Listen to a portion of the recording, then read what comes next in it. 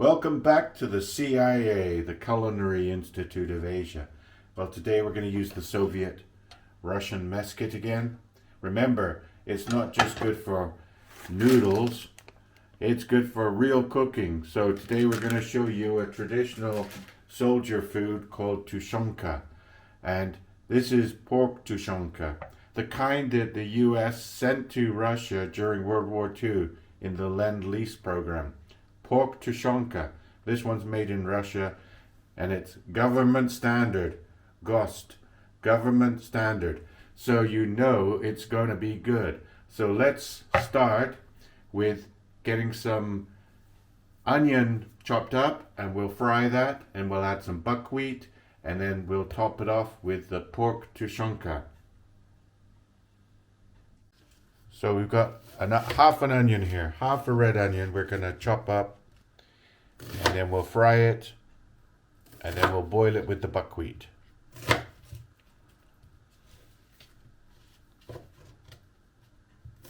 Buckwheat, remember, is a great product to take camping because it's like rice except better. It's got more nutrients, it's got more vitamins in it than rice, and it really absorbs flavors like rice, but it's much lower carbohydrates. So we'll be back in a minute when we're ready to fry up the onion. So we'll use the main pot to boil the buckwheat. I'm going to put some water in the pot.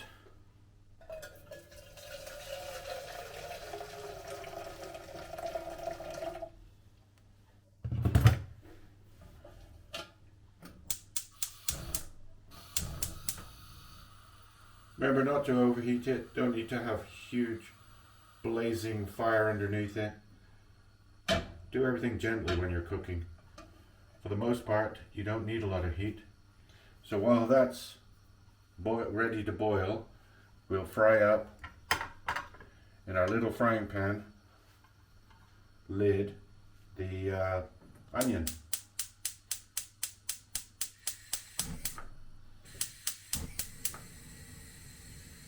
Same thing, so I'm going to put a very, very small flame under it. And our favorite cooking oil is butter. Don't know if they had much butter during the war, but you could use the fat from the tushonka. I'm sure there's a lot of fat on that when we open the can. But for now we're going to fry in some butter.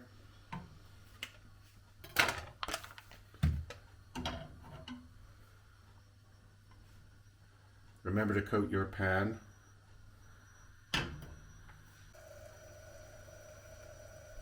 So when we cooked the mushrooms, ham and buckwheat, we were surprised how non-stick the egg was when we added an egg. So that was all because of the oil and the heat control. So with the onions we don't have to worry so much.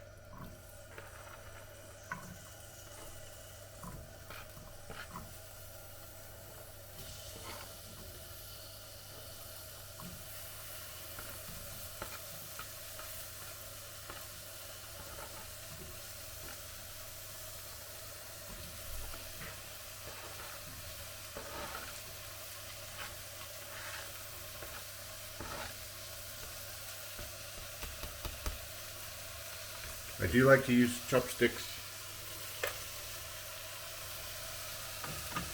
for stirring.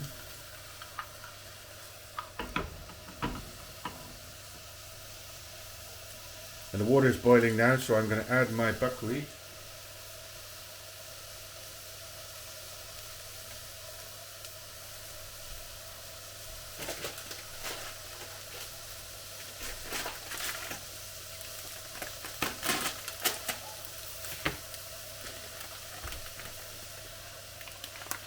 For 2 people, 2 handfuls should be enough.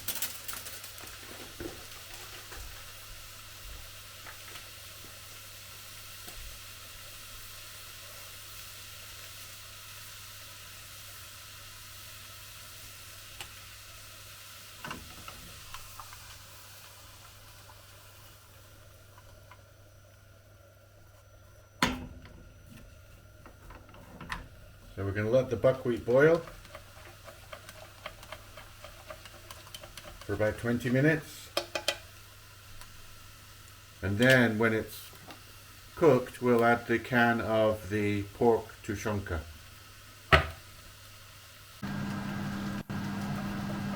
So you just simmer the buckwheat gently while the onions are frying. By the way, the great thing with not using too much heat and burning everything on is the cleanup is real easy.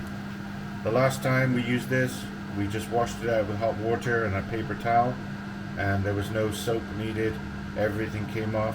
So you can keep it really clean if you make sure you don't burn stuff.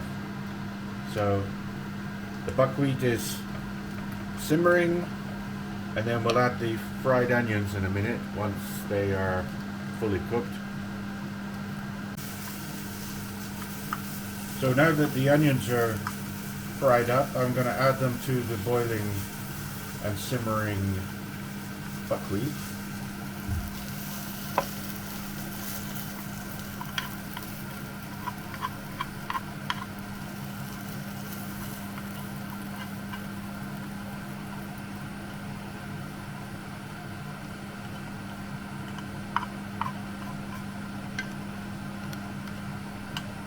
Give them a stir, and the buckwheat has already absorbed most of the water already, so that's going to be ready in about 5 minutes. Now we're going to take a look at this can of tushonka. So the amazing thing about this was companies in America such as Kroger and Purina Mills, who made pig food and chicken food, used to supply Russia during World War II with pork tushonka. But this one, like I said, is made in Russia. It's a modern one, and it is quality government standard. So here in the safe house, the CIA only gave us this crappy tin opener. So this might be a bit dangerous. So we'll see how we do. I'm going to open it from here and see how we do with this crappy, dangerous can opener.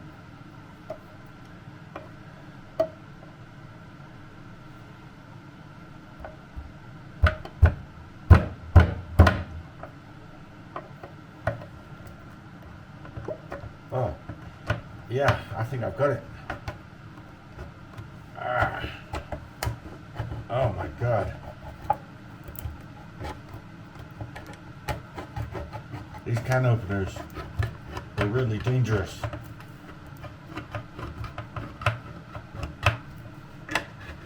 Can't believe we used to use something like this back in the 70s, but bigger and with a wooden handle, which actually worked okay. Most cans these days come with those pull tops, which are okay, they're safe, except the can doesn't last as long. Cans like this, they'll last probably 20 years if you take care of them. And that looks like a big mess, right? But it's supposed to be tasty. We're going to find out. Is tushonka going to be any good, or is this cat food? Okay, we'll leave it there for a minute while we take a look and see if the buckwheat is ready.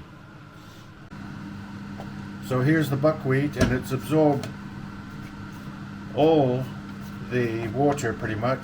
I've got it on a very low heat now. So what I'm going to do is heat the tushonka on top of the buckwheat. I think that's the best idea to make a Soviet soldier's lunch, is to put the tushonka on top.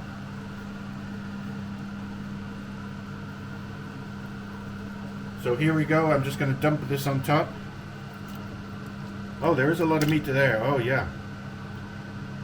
From the bottom it was mainly jelly, but as I poured that in, I see there is a lot of pork. Maybe it's going to be okay.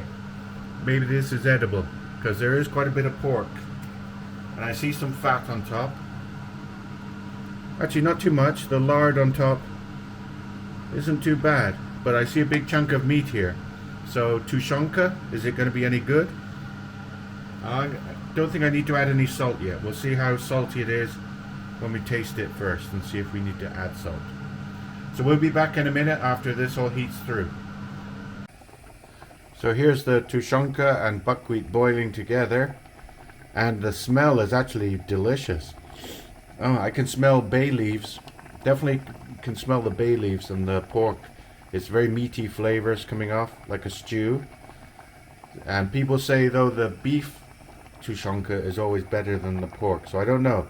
We've never had tushonka, so we'll see if this pork one is any good.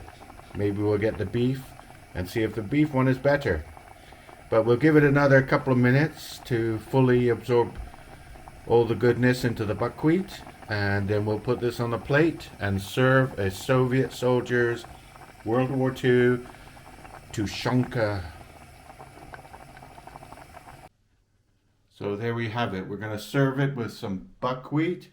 It doesn't look particularly pleasant, but it's a stew basically with buckwheat, so it may not look very good, but it may taste way better.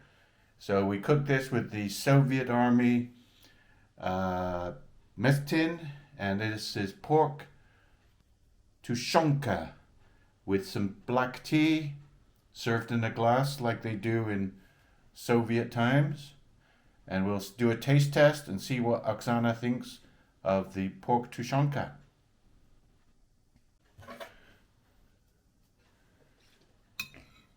How does it look? Jelly. There's a lot of jelly stuff, yeah. Which is gelatin, which is healthy. You're an expert on pork. That's good. Does it need salt? Mm-hmm. Wow. So is it a win? It's good. Beef cooked good too. This one's good too. All both. Mm. Is it worth eating regularly?